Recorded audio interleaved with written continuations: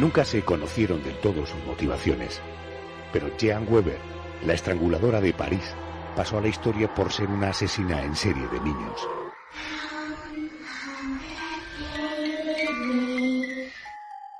Niños a los que estrangulaba sin piedad. Mientras que unos la consideraban una enferma mental, otros, llevados por la superstición imperante en la época, creyeron que actuaba por el efecto de un embrujamiento.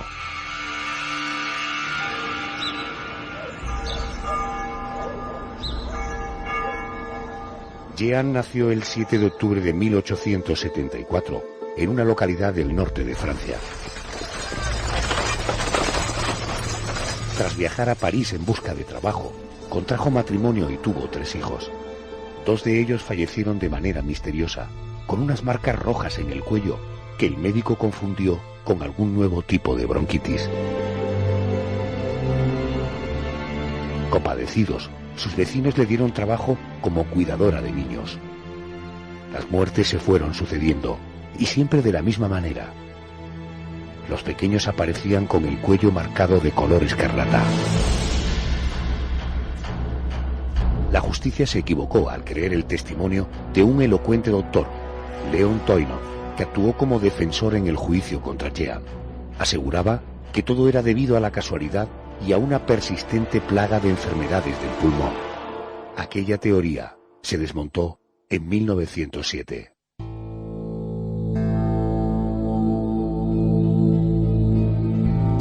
José Manuel Frías, buenas noches. Buenas noches, Adolfo.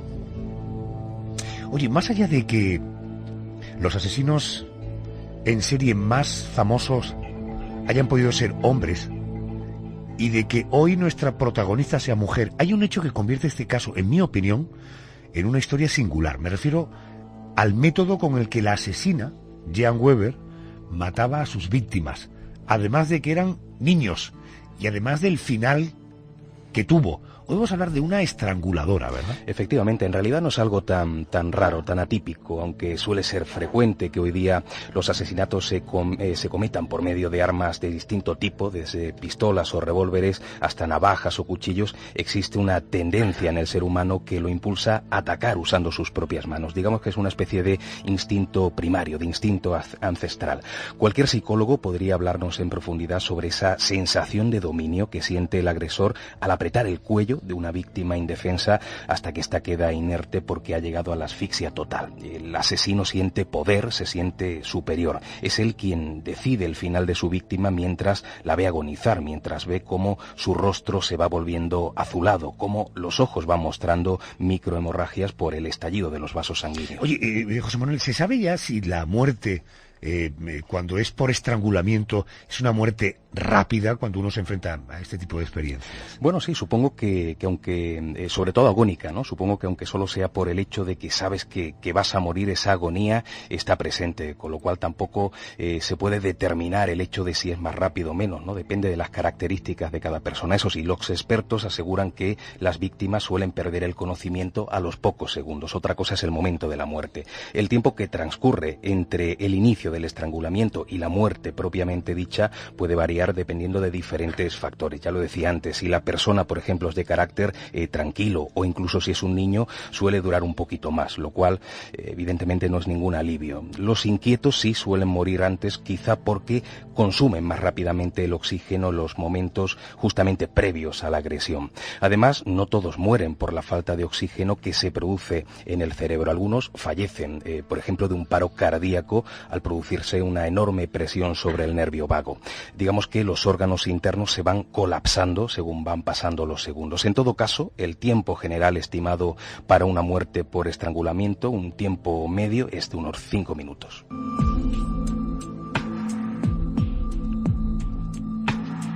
Vamos a iniciar el periplo por la vida de Jean Weber, una mujer siniestra que vio la luz en el seno de una humilde familia de pescadores. Nacía el 7 de octubre de 1874 en un pueblecito al norte de Francia. Cuando llegó a la adolescencia y siendo consciente de los problemas económicos que la rodeaban, decidió viajar a París a probar fortuna. ¿Cómo fue su vida a partir de ahí? Corría el año 1888 y aunque no todo fue de color de rosas, Jean logró trabajo como asistente en diferentes viviendas parisinas. Pero todo cambia cuando en 1893 conoce a Marcel Weber, con el que se casa y del que toma su apellido. Fue el principio de todos sus males. Marcel era un alcohólico en paro y sin ningún tipo de intención de encontrar trabajo. Eso sí, se gastaba el salario de su nueva esposa bebiendo y jugando en las tabernas. Esa situación provocó que tuvieran que marchar a vivir a una destartalada vivienda en el barrio de Montmartre, una zona conocida por los bajos precios de sus casas, y Jean comenzó a trabajar cuidando niños de familias pudientes. Bueno, allí en el nuevo hogar nacieron los 3 hijos de esta pareja tan singular. Hay una fecha clave, José Manuel. El año 1905. ¿Por qué? Es una fecha muy negra porque en ese año murieron 2 de sus hijos. Lo hicieron a la vez, de manera insólita. Ambos presentaban unas marcas rojizas en el cuello que llevaron a pensar al cándido médico que llevó el caso que se trataba de algún tipo de bronquitis. Quizá no indagó más porque hablamos de una época en la que la muerte de niños por escarlatina, por bronquitis, por sarampión era relativamente normal entre la gente pobre. El joven matrimonio empezó a resquebrajarse tras este suceso y la propia Jean cayó en las garras de la bebida. Quizá compadecido por su situación, varias personas de su entorno les dejaron a sus hijos a su cargo para que pudiera ganar lo suficiente como para seguir adelante. De hecho, su propio cuñado, Pierre Weber, le confió a 2 de sus niños, Georgette, de 1 año y medio, y Suzanne, de 3 años. 2 niños que fallecieron igualmente en extrañas circunstancias. El 2 de marzo de aquí, 1905, Georgette amaneció muerta, con marcas rojizas en el cuello. Susan lo haría una semana después, tras sufrir unas extrañas convulsiones. Jean, delante de todos, lloraba desconsoladamente estos fallecimientos. La historia se repitió cuando Jean quedó a cargo de su sobrina política Germaine.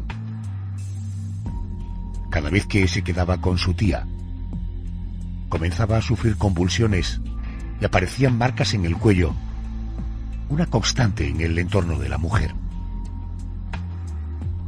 En la tercera ocasión volvió a ocurrir. La niña fallecía.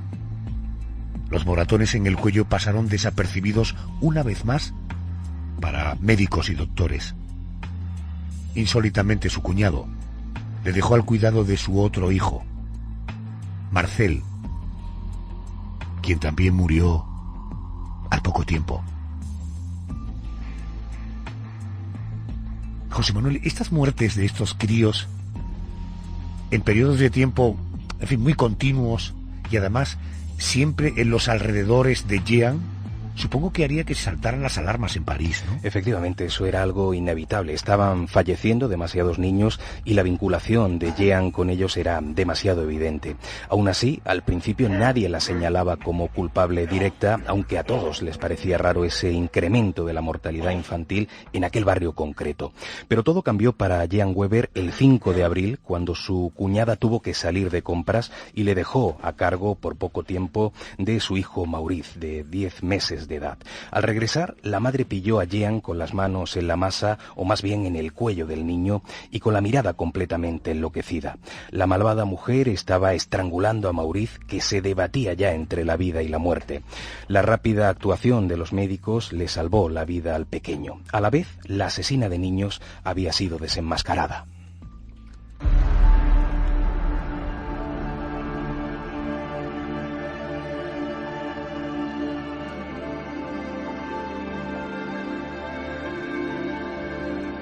Jean Weber fue detenida en ese mismo momento. Fue increpada por todo el barrio. De no ser por la pericia de los agentes, hubiera sido linchada allí mismo en la calle. La mujer fue encerrada en prisión e interrogada por el inspector Coiret, encargado del caso. Rápidamente enlazó todas las historias de niños muertos. Los pequeños fallecidos habían estado con Jean en sus últimos momentos. Todo parecía cuadrar. Por fin parece que alguien toma conciencia y consigue conectar aquellas extrañas muertes de niños. Cuesta trabajo pensar que nadie hilara, claro, estamos hablando de 1800, que nadie hilara que niños con síntomas parecidos, con marcas parecidas y siempre un denominador común. Esta mujer.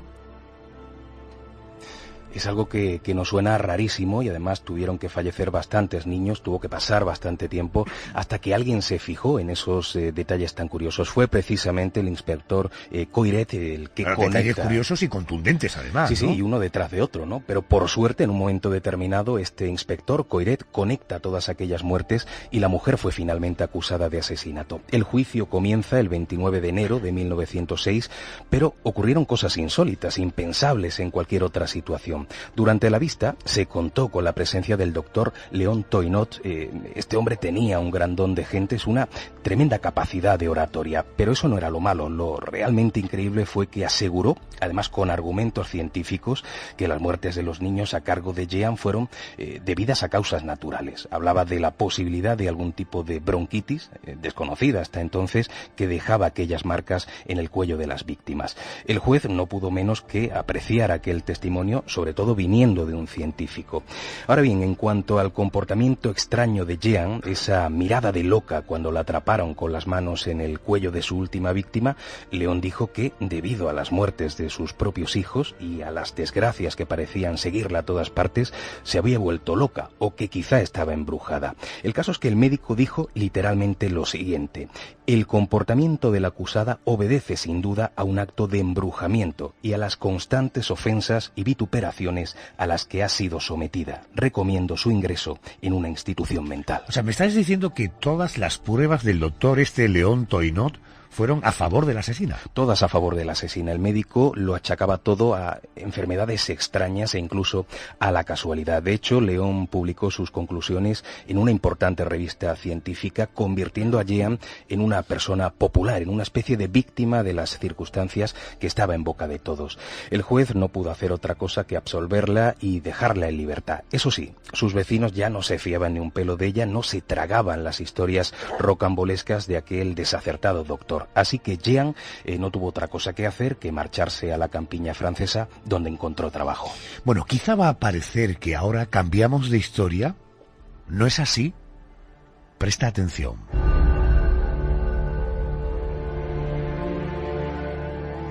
Una familia acaudalada de la localidad de Villadieu, en la región de Indre, contrató a Madame Moulinet, una niñera de la zona, para que cuidara de su pequeño Auguste. El 7 de abril de 1907, el chico comenzó a tener convulsiones, por lo que llamaron inmediatamente a un médico. Cuando llegó, el niño ya estaba muerto, y en su cuello aparecían unas sospechosas marcas rojizas. El doctor dictaminó en un primer momento meningitis. Pero pocos días después, el propio facultativo estaba leyendo un periódico en el que se hablaba de Jean y en el que aparecía su retrato. Era la misma mujer que se hacía pasar por Madame Moulinet.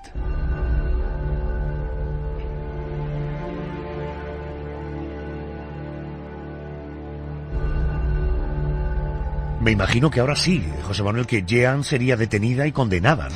Fue detenida, pero no condenada, porque, por desgracia, volvió a suceder algo insólito. Ante la ira de la opinión pública, el ya conocido doctor Léon Toinot se ofreció para llevar el caso, en esta ocasión, gratuitamente. De nuevo, con su fluida verborrea, concluyó que Auguste había fallecido debido a unas fiebres de origen desconocido. Una vez más, la estranguladora de París quedó libre de toda culpa. Bueno, libre de toda culpa, pero supongo que alejada de cualquier niño, ¿no? Es que eso es lo sorprendente. No te vas a creer dónde le dieron un puesto de trabajo. Resulta que el presidente de la Sociedad Protectora de los Niños, el doctor Georges Bunjot, creyéndose el testimonio del doctor León, quiso desagraviar a la presunta inocente dándole un trabajo en el orfanato de Orgenville. Imagínate, una asesina de niños trabajando rodeada de chiquillos.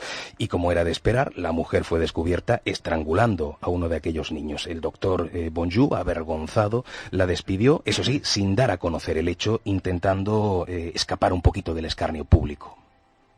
Jean Weber regresó a París donde sin dinero y abandonada por su marido, solo pudo optar a vivir en una pensión de mala muerte y a ganarse el sustento por medio de la prostitución.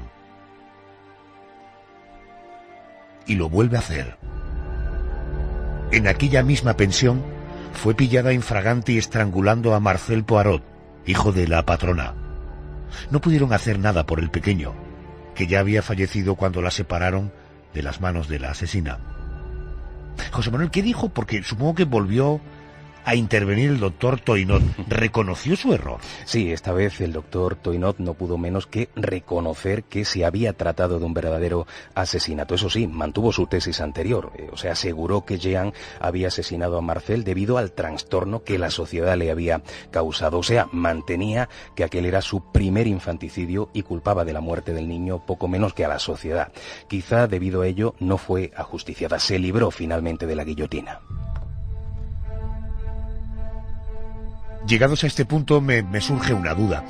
¿Son frecuentes los casos de mujeres que asesinan a niños? Me refiero de asesinas en serie de niños. Hombre, frecuente no, por suerte, pero sí se han dado casos a lo largo de la historia. En ese sentido, merecería la pena resaltar otro caso ya clásico, el de María Catherine Swanenburg, nacida en Leiden, en los Países Bajos, el 9 de septiembre de 1839. El mal enconado en su interior parece que afloró pronto a la superficie. Era hija de Clement Swanenburg y de Joan Dicham.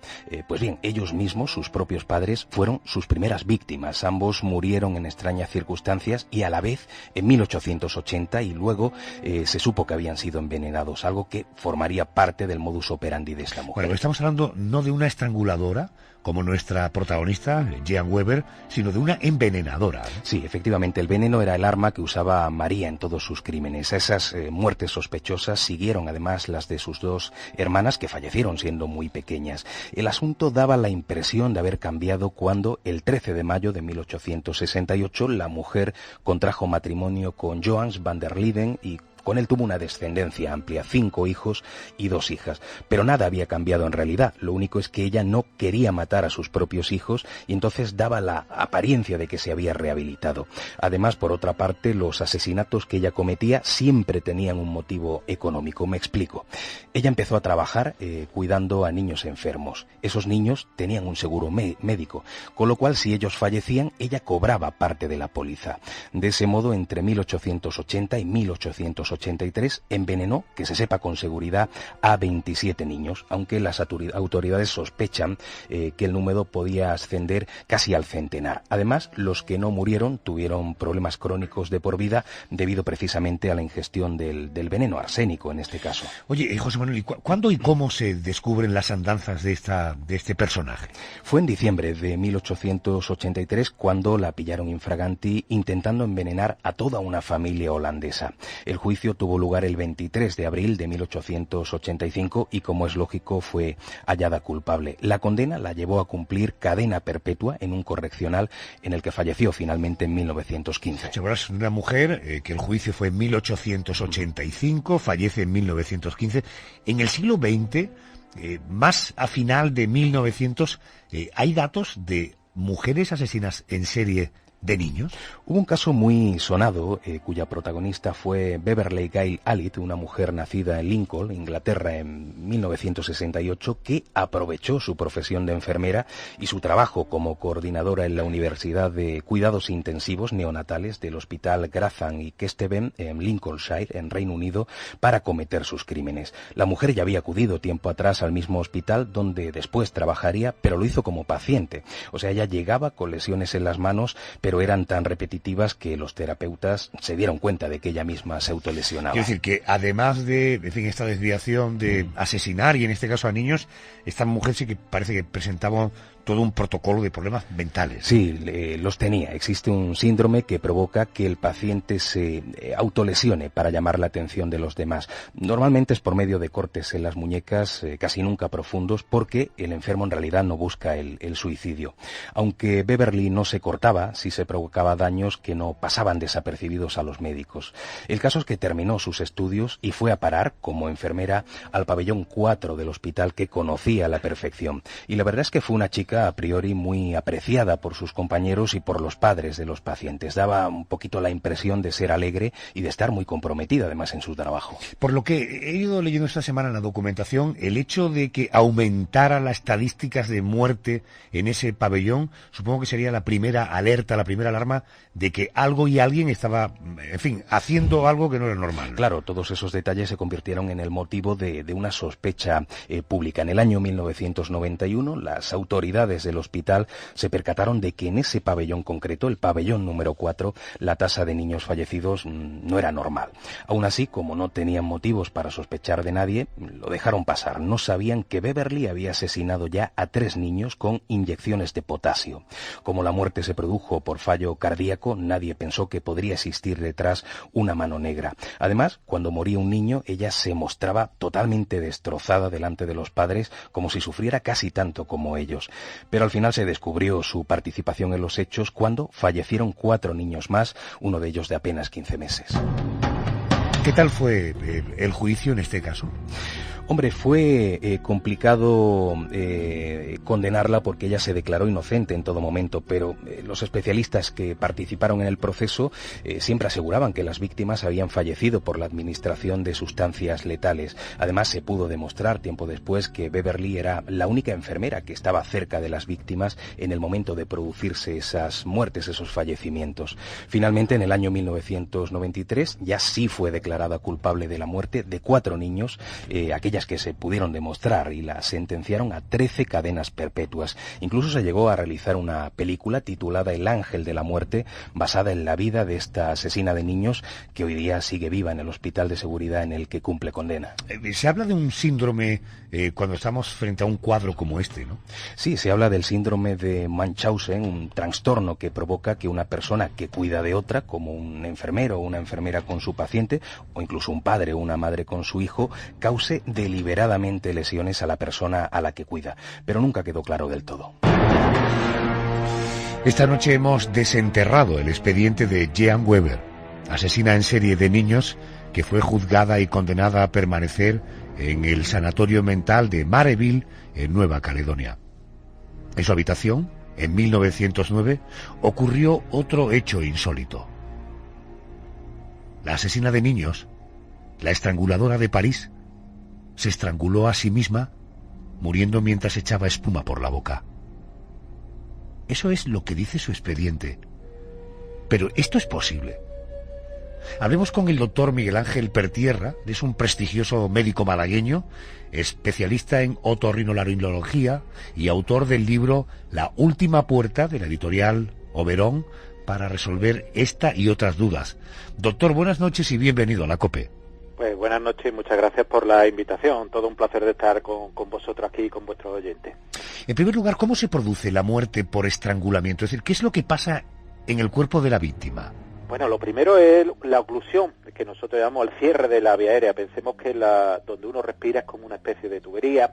Y bueno, dependiendo donde se cierre esa tubería, al final ocurre que el aire no entra. Al no entrar el aire se produce una deprivación de la entrada de oxígeno tan necesaria para nosotros, y eso lleva a la muerte consiguiente, y que si se perdura durante ese tiempo, pues evidentemente la persona al no respirar va a fallecer sí o sí. La verdad es que es una muerte difícil, complicada y realmente no demasiado rápida. Doctor, ¿se puede considerar a la muerte por estrangulamiento una forma dolorosa de morir? Pues sí, la muerte por estrangulamiento, sobre todo las dos principales que se pueden ocurrir, que puede ser la muerte por rotura del hueso hioides, que si nosotros nos vamos a la barbilla y la seguimos hacia detrás, con nuestro dedo hay un hueso grande que en los adultos está petrificado, está endurecido. esa rotura, esa obstrucción, ese estrangulamiento que perdóneme, eso es lo que conocemos como la nuez, ¿no? Está justo arriba, precisamente está arriba, y lo que se produce el estrangulamiento cuando alguien, por ejemplo, el estrangulador de Boston estrangulaba a su víctima pues con esa media, o cuando alguien va a estrangular a otra persona pues con una cuerda o con una cadena. Ese es normalmente por anatomía lo que se suele romper. Eso hace que se ocluya la vía aérea y entonces la persona fallece. Otro tipo de estrangulamiento puede ser precisamente donde dice la nuez, el cartílago tiroides, o justo debajo el cartílago o hueso, el cricoide, o incluso la tráquea, por aplastamiento de la misma, y produce el mismo efecto. En ambos casos es muy doloroso. Pensemos que las zonas cervicales, cualquier persona pues que hayan sufrido pues un simple traumatismo, pues como ocurría antiguamente con el volante del coche, o un pequeño golpe, esta zona tiene unas terminaciones nerviosas muy amplias, por lo cual es una muerte, aparte de angustiante, muy, muy dolorosa. Doctor, el expediente que hoy abrimos es de una francesa, muere en el año 1909. En la documentación que hemos encontrado habla de que ella, en el manicomio donde estaba ingresada, finalmente se suicida estrangulándose. ¿Una persona puede llegar a suicidarse por estrangulamiento? Bueno, si es con la mano, realmente resultaría bastante difícil, a no ser que rompiese este hueso, este cartílago, puesto pensemos que en el momento que la persona se produce el cierre de la vía aérea, en el momento que normalmente los tejidos vuelven otra vez a su nivel por las manos de esa misma persona, ese mantenimiento del estrangulamiento, y justo antes de ello, haría que la persona pues no acabase asfixiada, sino que lo normal es que, a no ser que se produjese una rotura de la tráquea, una rotura de ese hueso. Y ya digo que para hacer eso habría que imprimir una fuerza potenciada, no solamente por las manos. La verdad es que llamaría la atención, y habría que ver justo dónde esa persona ha imprimido esa presión. Pensemos que la anatomía humana no está preparada pues para autoinfligirse ese tipo de daño. Entonces habría que poner muchas dudas de que haya sido un intento, lo que nosotros llamamos autolítico, de una lesión propia, y habría que estudiarlo. Imposible en esta vida, pues digamos que no hay nada, pero la verdad es que es bastante improbable.